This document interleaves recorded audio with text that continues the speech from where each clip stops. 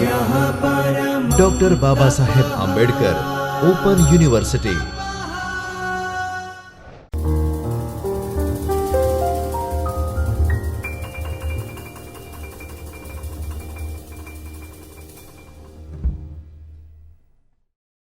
Very good morning, good afternoon, good evening, or good night at whatever time you are watching this video recording. You are warmly welcome to the Chaitanya studio of Dr. Babasaheb Ambedkar Open University. Myself, Professor Dilip Barad from BAOUGujarat University, Maharaja Krishna Kumar Singh Ji BAOUGujarat University. I am head of the Department of English at the State University. This is the third part of our ongoing talks on hypothesis for academic research. In this Ph.D. coursework, I am dealing with the topic of hypothesis for academic research. And our plan of action is to see what is hypothesis, what is the function of hypothesis, what is the difference between research question and hypothesis, what are the various types of research questions and hypothesis, and how to formulate or construct hypothesis. So far in part 1, we have already discussed what is hypothesis, what is the function of hypothesis, and what is the nature of hypothesis. In second part of our talk, we dealt with quantitative and qualitative research, and with that we have seen the purpose of hypothesis, analysis of hypothesis, data analysis in quantitative and qualitative research, and we also have seen difference between research question and hypothesis in our second part. In this third part, which is going to be a little bit lengthy also and a bit difficult also, it is more of technicalities of understanding hypothesis. Maybe in the practical research that you are going to do, the information of this third part may not be directly useful to you, but while you are thinking of hypothesis, maybe understanding various aspects of hypothesis and research question, this part may give you some ideas about it. And then you will have to locate yourself that what sorts of or what type of research question you want to ask and how you want to convert your research question into hypothesis. But it will have lots of technicalities of understanding. We'll try to give some examples to see that the things are understood in a much simpler way. So in part 3, we are going to talk about characteristics of good research questions and hypothesis, types of research questions and hypothesis, definitions and examples of quantitative research questions, and then of qualitative research questions also. Well, let us see. So, characteristics of good research questions and hypothesis. So, on one side we have research questions here. The qualities like excellent research questions are specific and focused. These integrated collective data and observations to confirm or refute the subsequent hypothesis. They try to integrate collective data and observations to confirm or refute the subsequent hypothesis. On the other side, good hypotheses are 6 points we have here. Empirically testable.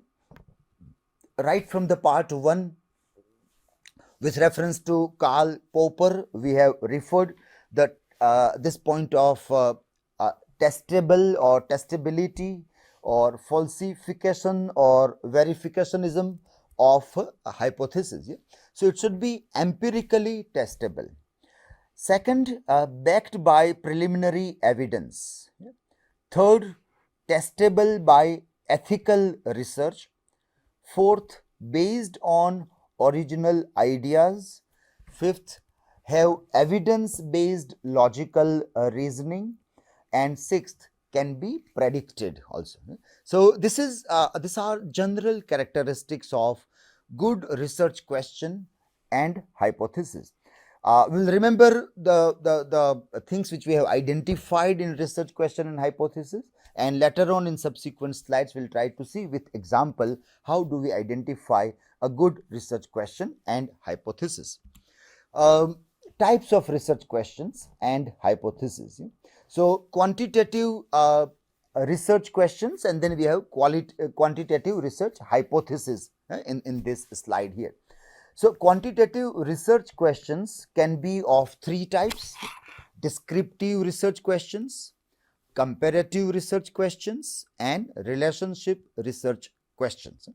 Whereas a quantitative research hypothesis, we may have many types of quantitative research hypothesis, like simple, complex, directional, non-directional, associative, causal, null hypothesis, alternative hypothesis, working hypothesis, statistical, logical, and hypothesis working, and the testable hypothesis also.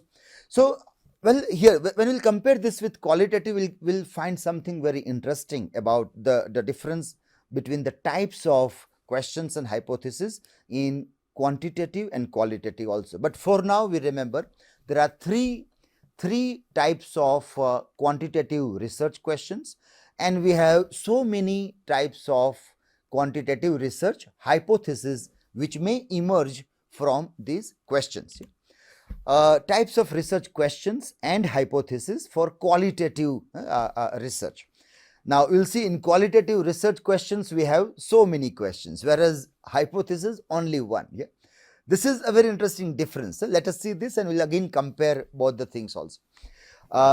Qualitative research questions, contextual research questions, descriptive research questions, evaluation research questions, explanatory research questions, exploratory research questions, generative, ideological, ethnographic, phenomenological, grounded theory questions, and qualitative case study questions. So remember the words when we try to define, as I told that it is more theoretical, maybe not directly useful in the research, but before we start galloping in our research, we need to prepare our saddle properly.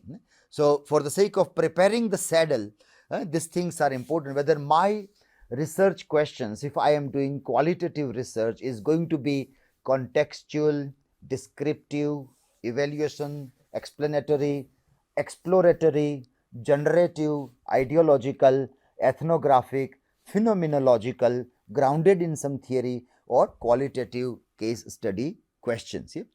Whereas when we think of hypothesis in qualitative research, we have just hypothesis generating. So qualitative research normally ends not exactly in terms of moving towards null hypothesis or any kind of working hypothesis, but it tries to give us some thematic concerns. It tries to generalize some observations with the help of qualitative research. So it may further generate hypothesis. It may help us in further generating other hypotheses. Now I move to the previous slide. This was about types of research questions for quantitative research, and this slide is for qualitative research. Very clear-cut distinctions that we find here is that we have lesser questions in quantitative research question. We have more hypotheses because we have lots of variables to be tested and tried.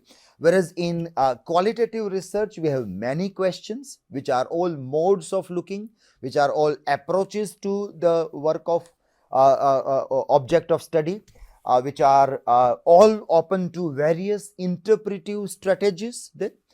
And ultimately, we come to only one hypothesis. Like all conclusions of qualitative research may lead to further generalizations, or maybe sometimes we may get a new theory out of it also. New theory, which again can be a hypothesis to be further tested, further validated, or falsified also with new variables, there. Okay. So that is types of research questions and hypothesis for qualitative and then for quantitative research. I hope this also will make it clear that First, we need to decide whether my research is qualitative or quantitative before I think of questions, and then I move on to formulate my hypothesis. Definitions and examples of quantitative research questions, and then we will also see qualitative also.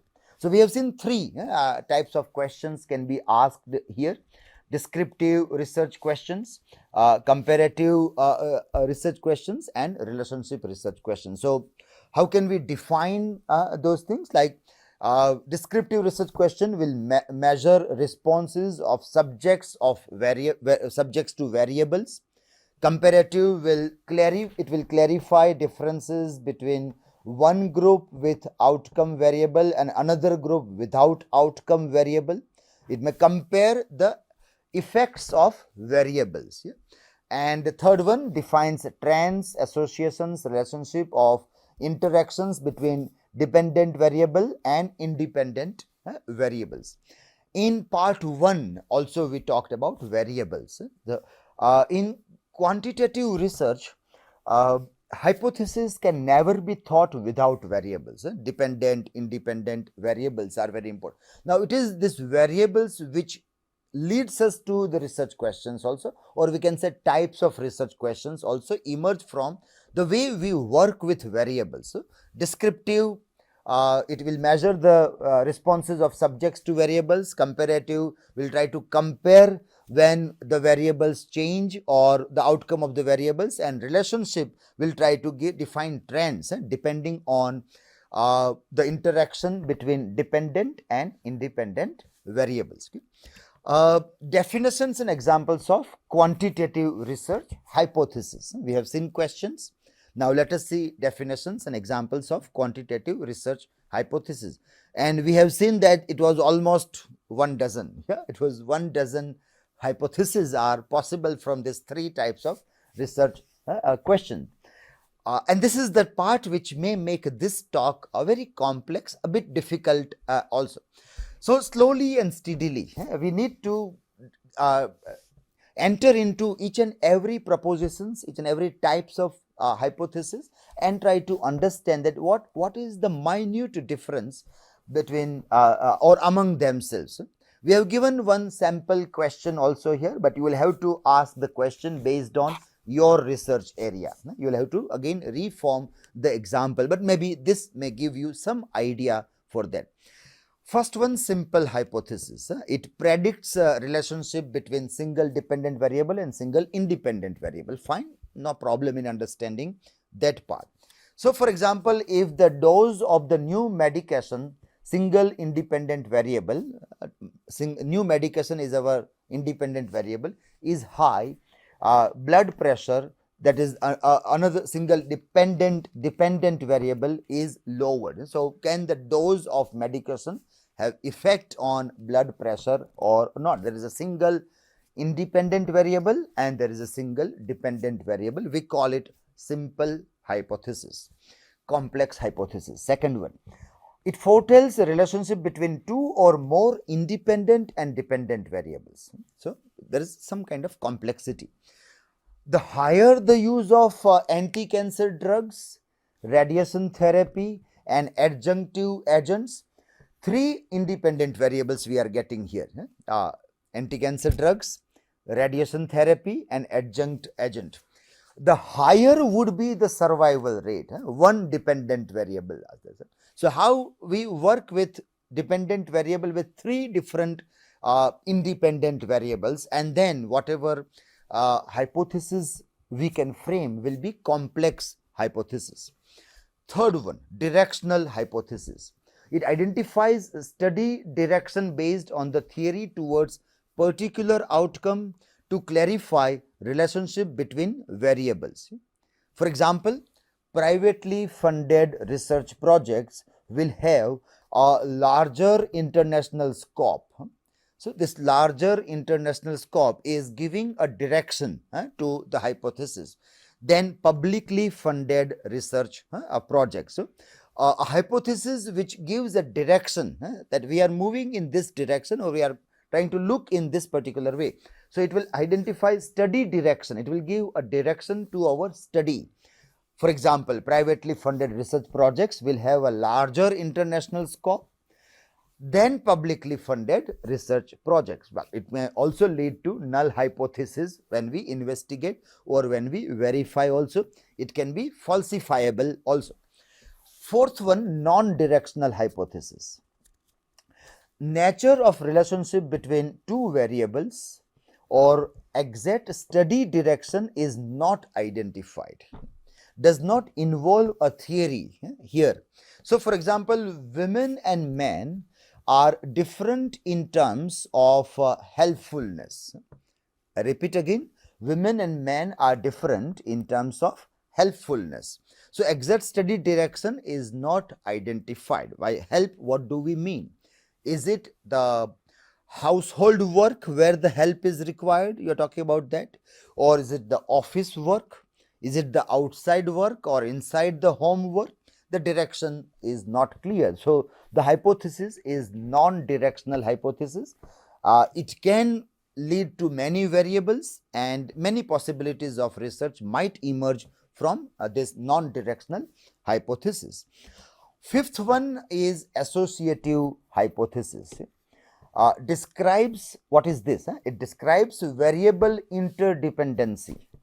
Change in one variable causes change in another variable. Change in one variable causes change in another variable, interdependency. For example, a large number of people vaccinated against COVID-19 in the region, that is change in independent variable, will reduce the region's incidence of COVID-19 infection, that is change in dependent variable. So, how they are associated with each other? This variables are associated. If this happens, then that. So, that is interdependency. Sixth is causal hypothesis, which depends upon cause and effect. An effect on dependent variable is predicted from manipulation of independent variable. I repeat again, and you have to read this in connection with associative hypothesis also, so that the difference becomes more clear. Causal hypothesis is an effect on dependent variable is predicted from manipulation of independent variable. A change into a high fiber diet, which is an independent variable, will reduce the blood sugar level, which is a dependent variable of the patient. So, how high fiber diet will have its own effect on blood sugar level. So, causal hypothesis. Seventh is null hypothesis, a negative statement indicating no relationship or difference between two variables. There is no significant difference in the severity of corona vaccine reaction between the new drug, that is variable 1, and the current drug, that is variable 2. So, when you say there is no, and it is very easy to frame null hypothesis, and it is very like most of the researches normally deal with null hypothesis, because it is very easy to frame a negative statement and just falsify a null hypothesis for our research. Eighth one is alternative hypothesis. Following a null hypothesis, an alternative hypothesis predicts a relationship between two study variables. The new drug, variable 1, is better on average in reducing the level of pain from pulmonary metastasis than the current drug. If pulmonary metastasis seems to be a bit difficult, well, we can put it with corona, COVID, or cough and cold kind of a thing also, and try to see that the change of the drug, the new drugs, well, what will be the effect of that on this? So, alternative hypothesis predicts a relationship between two study variables. So, how one drug will have effect on the other two variable, that is alternative hypothesis. Ninth one is working hypothesis. A hypothesis that is initially accepted for further research to produce a feasible theory. For example, dairy cows fed with concentrates of different formulations will produce different amounts of milk. Hypothesis that is initially accepted for further research to produce feasible theory, that is working. So, you are from a hypothesis you are moving towards a feasible theory, slightly something like qualitative analysis also. So, that is working hypothesis. 10th one is statistical hypothesis. Assumption about the value of population parameter or relationship among several population characteristics.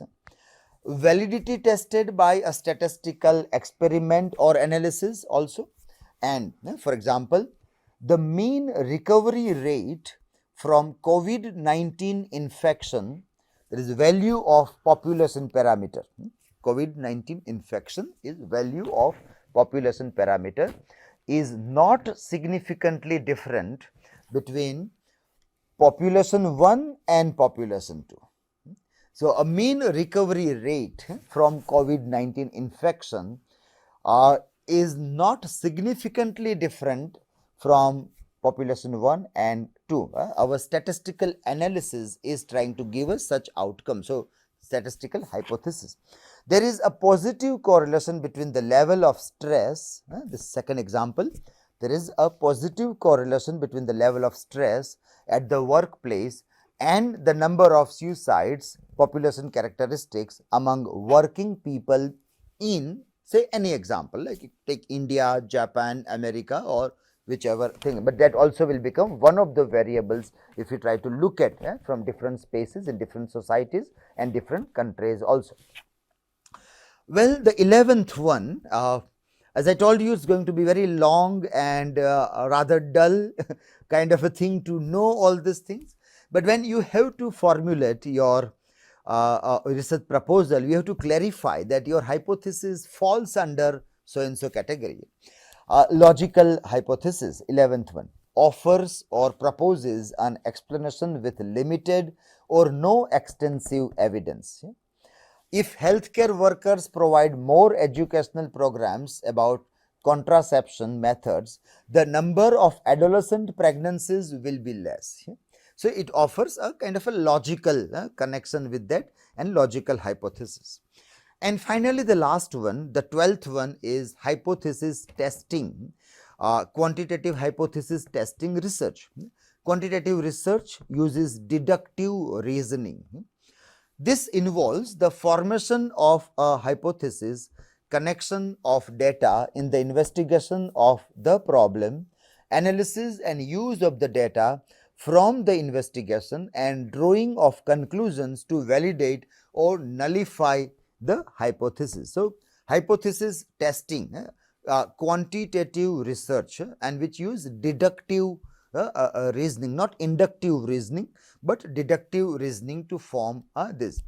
So, these are 12 types of hypothesis for qualitative research, and we have tried to explain it and also try to give a simple example, so that the things may become little bit clear in the mind. I do not know whether this will make things clear or more complex.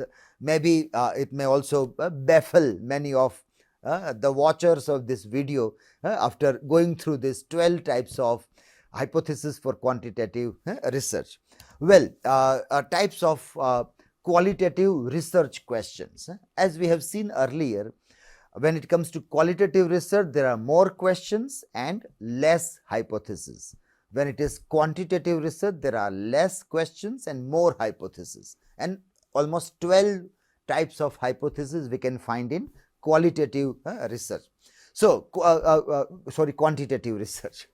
In qualitative research questions, 6 types of the questions are displayed here. First is contextual research question.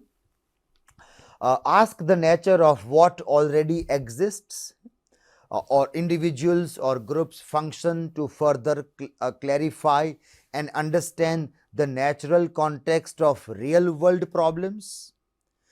Or what are the experiences of, for example, this is one example that is given, what are the experiences of nurses working night shifts in healthcare during the COVID-19 pandemic? So, natural context of real world problems are there. Well, we know that these experiences may vary from person to person, and to generalize anything based on the data collected will also not give us a proper outcome. It will require qualitative interpretation to understand the thing. So, if I pick up, for example, 10 nurses and I say that 6 nurses are happy working during COVID-19 situation and 4 were not. So, 4 is a more number, a bigger number. So, if my conclusion is that all nurses were happy working in the condition, then perhaps my qualitative research will not allow me to do the similar kind of conclusion. So, quantitatively perhaps you can reach to some kinds of conclusion based on the data and applying various statistical tools like SPSS and other things, and mean difference, and that we can identify. But in qualitative research, we tend to interpret the data and try to find the gaps in between what statistical figures are given to us. So, contextual things, and so the observations in this case also will be very contextual. Second, descriptive research question aims to describe a phenomena. What are the different forms of disrespect and abuses? Phenomena, disrespect or abuse is a phenomenon which are experienced by Tanzanian women when giving birth in healthcare facilities.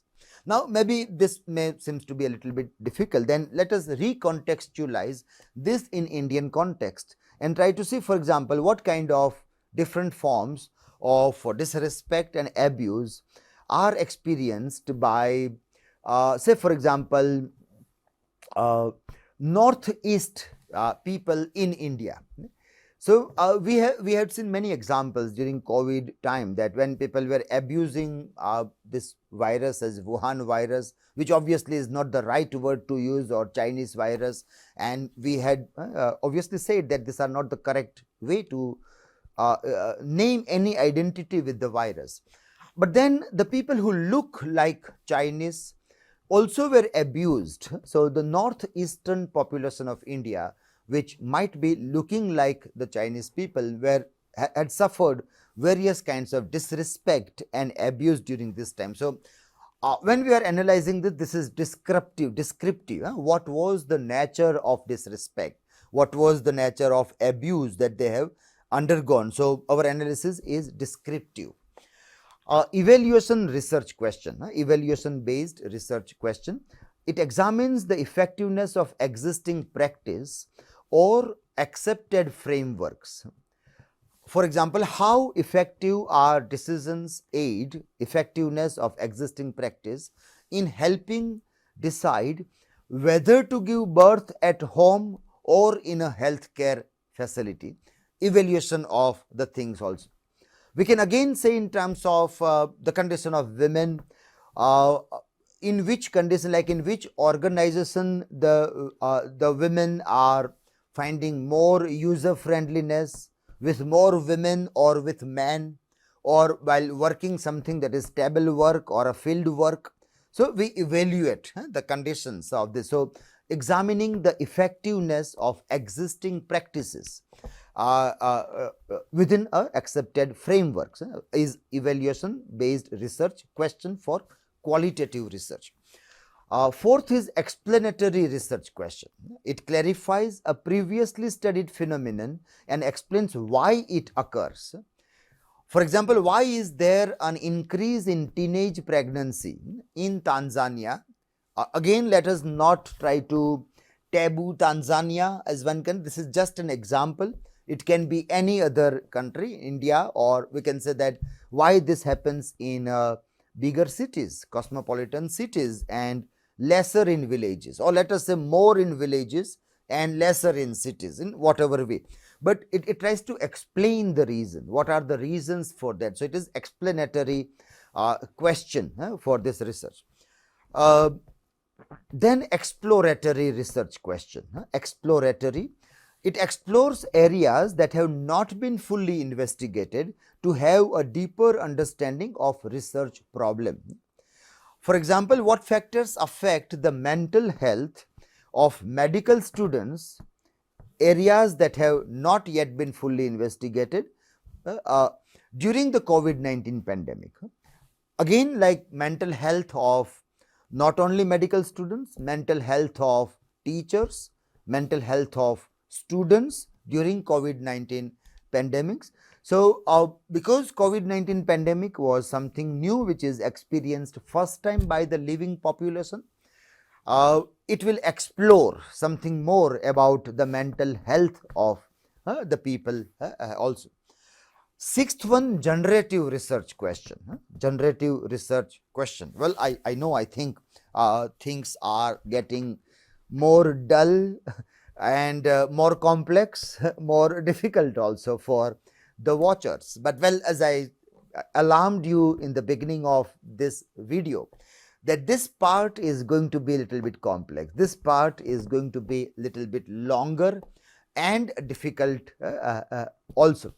And you will have to come again and again to all these types and the discriminations and differences and explanations and examples before framing your research proposal in a proper context. And if you will be able to do that in a proper way, then I don't think any of the supervisors will have any further questions against your research proposal. So, though it is difficult, little bit dull, full of boredom, you will have to bear with it. You have to bear, because academic research work is not all fun. It is not all fun. Well, sixth, generative research question. It develops an in-depth understanding of people's behavior by asking how would or what if to identify problems and find solutions. How would, for example, how would the extensive research experience of the behavior of new staff impact the success of the novel drug initiatives? So it is generative. It develops in-depth understanding of people's behavior by asking how would or what if things might be there. A seventh type of qualitative research question is ideological research question. Don't get frightened by seeing again a very long list of the things there. Very much necessary to understand formulations of hypothesis in a proper context. Yeah? Well, seventh ideological research question aims to advance specific ideas or ideologies of a position. For example, are Japanese nurses who volunteer in remote African hospitals able to promote humanized care of patients? That is, specific ideas or ideologies.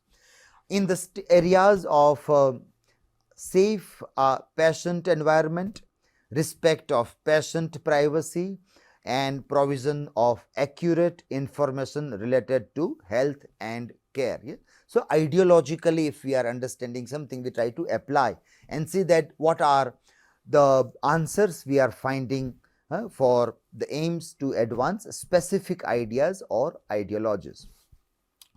Eighth question or eighth type of qualitative research question is ethnographic research question. It clarifies people's nature, activities, their interactions, and the outcomes of their actions in specific settings. I repeat again, it clarifies people's nature, activities, their interactions, and the outcomes of their actions in specific settings. For example, what are the demographic characteristics, rehabilitative treatments, community interactions, and disease outcomes, nature, activities, their interactions, and the outcomes of people in China who are suffering from post-COVID complications. Yeah? Again, we don't want to be specific only to China here, it can be any country, any society.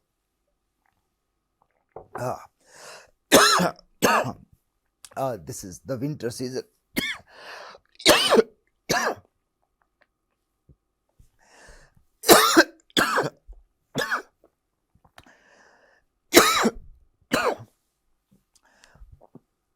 And slight suffering from cold and cough also. Well, ninth phenomenological research question. Knows more about the phenomena that have impacted an individual. Phenomena that have impacted individual. For example, what are the lived experiences of parents who have been living with and caring for children with a diagnosis of autism? That is a phenomena that have impacted an individual, or let us say parents. So autism is one phenomena. In the same way, if any other phenomena, for example, acid attack or rape or being molested by any other reasons, any gender identity, being molested or abused, a phenomenon of looking at LGBTQ also can be seen in this context. 10th one, grounded theory question. Grounded theory question focuses on social processes, asking about what happens and how people interact, or uncovering social relationships and behaviors of groups. For example, what are the problems that pregnant adolescents face in terms of social and cultural norms, social processes, and how can these be addressed? For example, those who are doing a literature study or qualitative research, for them this can be something very significant or very important also. There might be many literary texts which might be dealing with the pregnancy of a woman within a wedlock, outside wedlock also, and then what kind of processes they undergo, how the society behaves with those women, and an interesting study can be done. So there is grounded theory question that one is doing there. 11th is a qualitative case study question. Assesses a phenomenon using different sources of data to answer why and how questions. Considers how the phenomenon is influenced by its contextual situation. How does quitting work and assuming the role of a full-time mother, for example, phenomenon asserted here, change the lives of women in so and so country? So qualitative analysis, how a phenomenon, when we question the phenomena with why or how types of questions, we get this qualitative case study questions here.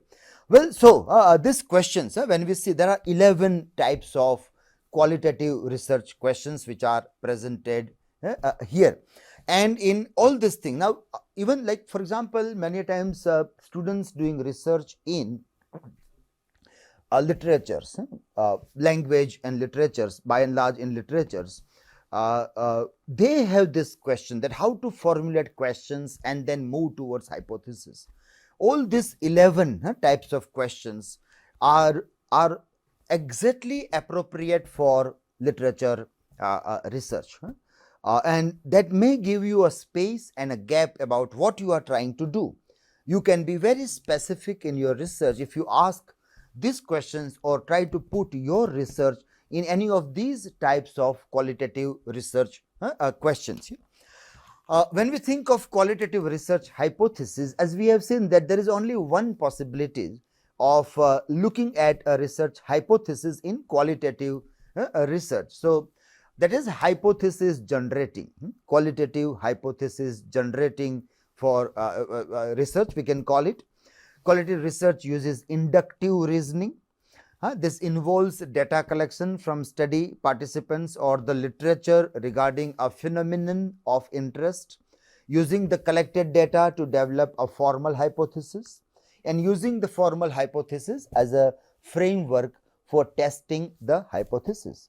So, qualitative exploratory studies explore areas deeper, clarifying subjective experience and allowing formulation of a formal hypothesis potentially testable in a future quantitative approach.